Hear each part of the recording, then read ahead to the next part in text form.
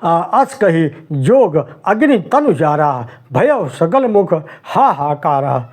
जगदम्बा भवानी ने अपना शरीर योगाग्नि में जलाकर भस्म कर दिया। सारे जगत में हाहाकार मच गया। शिव गण दौड़े, चारों हो मच गया। शिव जी के गण दौड़कर भगवान शिव के पास आए। जब शिव जी को पता चला तो शाम्ब बिलोचन लाल हो गए। जटा तोड़ी, पछाड़ी शिला पर वीरभद्र और भद्रकाली को प्रकट कर दिए।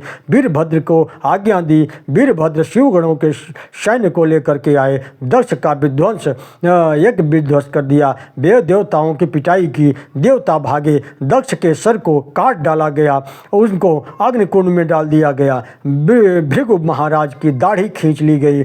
पूखा के दांत तोड़ दिए गए। सबको दंड मिला। दक्ष मारे गए। यज्ञ का विध्वंस हो गया। भगवान के अनुग्रह के बगैर यज्ञ पूरे नहीं हो सकते।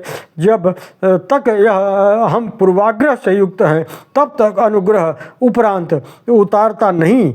इसलिए यज्ञ करने से पहले अनुग्रह ले के लायक बनो। दक्ष प्रजापति मारे गए। देवता सब भागे ब्रह्मा जी के पास। ब्रह्मा जी को सारी बात बताई। ब्रह्मा जी ने कहा जो हुआ वह ठीक हुआ। क्यों गए थे वहाँ? निमंत्रण मिले तो कहीं भी पहुँच जाते हो। इसका विवेक तो होना चाहिए। कौन बुला रहा है? क्यों बुला रहा है? कहाँ बुला रहा है? तुम लोगों ने शिव जी का अपमान किया है, इनका अपराध किया है। जा करके शिव जी से क्षमा मांगो। ब्रह्मा जी देवताओं के साथ भगवान शिव के शरण में गए और आइए हम सब उन्हीं के शरण में चलते हैं। इस प्रकार देवताओं ने भगवान शिव की स्तुति की। भगवान बोलो बोध भावन भगवान भोलेनाथ की जय। भगवान आशुतोष प्रसन्न हुए। दक्ष प्रजापति के धड़ के साथ बकरे का मस्तक लगाया। शिव जी के द्वारा वह जीवित हो उठे। तब दक्ष प्रजापति शिव जी भगवान मृत्युंजय की महिमा को समझ सके। भगवान भोलेनाथ की स्तुति की। लेकिन बकरे की भाषा में मस्तक बकरे का है ना। जब मनुष्य का माथा था तब उनको स्तुति नहीं आई। अब जब बकरे का माथा आया तब उनकी बुद्धि आ गई। इसलिए हमारे यहाँ आज भी भगवान शिव को की आराधना करते समय गाल बजाया, ताली बजाया जाने का नियम है। इससे भगवान भोलेनाथ शीघ्र ही प्रसन्न हो जाते हैं। सभी देवताओं के आगे पुनः प्राप्त हुए। भूत भावन भगवान भोलेनाथ की कृपा से यज्ञ संपन्न हो गया। किंतु यज्ञ के संपन्न होने के बाद जब भगवान शिव के ने सती की चिन्मय शरीर को देखा तो वे विलाप करने लगे। वे सती जी के शरीर को कंधे पर उठाकर इधर उधर भटकने लगे। तब देवता चिंतित हो गए। भगवान विष्णु ने चक्र से उनके शरीर के कई खंड कर दिए। शरीर के अंग जहाँ जहाँ गिरे वहाँ शक्तिपीठ बन गया। जन्मेजय ने कहा कि महाराज जी जो सिद्धपीठ हुए उनकी कुल कितनी संख्या है? कृपया करके उनके नाम हमें बताइए जिससे मैं कृतार्थ हो जाऊँ। व्यास जी कहते हैं राजन सुनिए, मैं आपको समस्त देवी पीठों का भ्रमण कराता हूँ जिनके सुनने मात्र से मनुष्य पाप रहित हो जाता है। वाराणसी में गौरी के मुख में निवास करने वाली देवी विशालाक्षी प्रतिष्ठित हैं। नैमिषारण्य क्षेत्र में तिलंग लिंग धारिणी नाम से कही गई हैं। इस तरह से भगवान वेद व्यास जी कहते हैं जन्मेजय इस प्रकार कुल 108 सिद्धपीठ हैं। जो इन सिद्धपीठों का दर्शन कर लेता है या केवल नामों का स्मरण कर लेता है वही समस्त पापों से मुक्त हो जाता है। बोलिए माँ शक्ति स्वरूपा माँ भगवती की जय।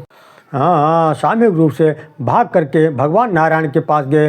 देवताओं ने भगवान नारायण से अपना दुख कारण बताते हुए कहा हे प्रभु हम सब तारकासुर के आतंक से दुखी हैं, आप हमारी रक्षा कीजिए। भगवान नारायण कहते हैं कि देवताओं तुम सब मणिद्वीप में विराजने वाली माँ जगदम्बा की उपासना करो, वे ही तुम्हारे ऊपर दुखों का निवारण दुखों का निवारण वही करेंगी। भगवान नारायण वृत्तासुर की कथा है, तारकासुर की कथा है, वही निराकरण करेंगी। समस्त देवता हिमालय पर्वत पर आ गए, भगवती की आराधना करने लगे। उसी समय एक दिव्य ज्योत प्रकट हुई। उस दिव्य ज्योत के प्रकट होते ही सबकी आंखें चकाचौंध हो गई। भगवान देव ने भगवती देवताओं के सम्मुख प्रकट हो गई। बोलिए जगदम्बा मैया की जय।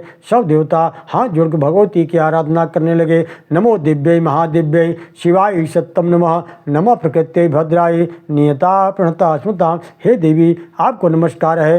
हे महादेवी आपको नमस्कार है, हे शिवा देवी आपको नमस्कार है, हे बड़ोदरा देवी आपको नमस्कार है, हे देवी जगदम्बा माँ, हे विष्णु शक्ति महालक्ष्मी, हे शंकर शक्ति, हे स्कंद माता, हम सब आपके चरणों में कोट कोट प्रणाम निवेदन करते हैं। देवताओं की स्तुति से माता भगवती प्रसन्न हो गई। उन्होंने कहा, देवताओं, मैं ही गौरी के रूप में हिमालय के यहाँ प्रकट होंगी, भगवान शिव से विवाह करके उनके शक्ति का स्रोत बनूंगी। मेरी ही शक्ति शब्द स्पर्श रूप गंध रस पंच तन्मात्रा में उत्पन्न यह संपूर्ण संसार मुझसे ही उत्पन्न हुआ है और अंत में यह सब कुछ समझ में ही मुझ में ही विलीन हो जाता है। समस्त ब्रह्मांड में जो कुछ भी है वह देव दानव सूर्य चंद्र दिन रात सुख दुख सब कुछ मेरा स्वरूप है। हिमांचल जिज्ञासा करते हुए कहते हैं, माँ, क्या हम आपके विराट स्वरूप के दर्शन करने के अधिकारी हैं?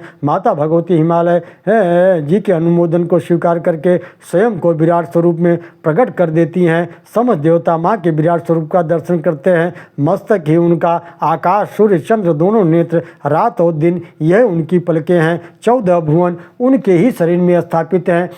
लज्जा उनके ओठ हैं, सृष्टि उनकी कटाक्ष है, अधर्म पीठ है, समुद्र पेट है, पर्वत हड्डियाँ हैं, नदियाँ जो हैं वह उनकी नाड़ियाँ हैं, जितने भी वृक्ष हैं सब उनके रोम हैं, जो मेघ है वह उनके सिर केस हैं, संध्या ही उनका वस्त्र है। इस प्रकार संपूर्ण ब्रह्मांड भगवती का ही स्वरूप है। और हमें इसी रूप में देखना चाहिए। इस अलौकिक स्वरूप को देखकर देवताओं ने माँ को प्रणाम किया और कहा, हे माँ, आपकी करोड़ों सूर्य के समान आभा को देख करके हम सब भयभीत हो रहे हैं और मूर्छित हो रहे हैं। इसलिए आप अपना सौम्य रूप में प्रकट होइए, हमें दर्शन दीजिए। बाष्पगंधया वाचा स्तोत्रम समुच क्रिये देवाचुः अपराधम क्षमस्वाम्ब पाहि दीनास्तदुद्भवान्। भगवती आपने सौम्य रूप में आ गई। उन्होंने देवताओं से कहा, हे देवता, मेरे स्वरूप का दर्शन न तो अनुष्ठान से, न तप से, न तपस्या से, न अध्ययन से संभव है। यह तो केवल मेरे अनुग्रह से ही आप लोगों को प्राप्त हुआ है। माँ जगदम्बा हिमालय और देवताओं को मोक्ष के 3 साधन बतलाते हुए कहती हैं कि हे हिमालय राज, मोक्ष के 3 साधन कर्म योग और ज्ञान योग, भक्ति योग है, जिसमें भक्ति योग ही तीनों में सबसे सरल है। उसके द्वारा बहुत ही आसानी से मुक्त की प्राप्ति की जा सकती है। माता भगवती ने नवधा भक्ति का भी वर्णन किया है। नवधा भक्ति माँ भगवती ने कहा है, नवधा भक्ति देवी भगवती कहती हैं कि जो भी जीव तेल धरावत मेरा स्मरण करता है, अर्थात जिस प्रकार तेल की धारा अखंड रहती है उसी प्रकार भक्ति भी अखंड रहनी चाहिए। निश्चित है उसको मुक्त प्राप्त हो जाती है। भगवती जी में भगवान सुखदेव जी कहते हैं, भक्ति कैसी होनी चाहिए? तो कहा, अहेतुक्य अप्रतिहता। अहेतुक्य अर्थात निष्काम, अप्रतिहता अर्थात प्रतिक्षण बढ़ने वाली हो, तेल धरावत हो। हिमाचल जी कहते हैं, हे माता, आप कृपा करके बताइए कि आपको प्राप्त करने के लिए कौन सा स्थान श्रेष्ठ है, कौन से व्रत उत्सव आपको अत्यंत प्रिय है।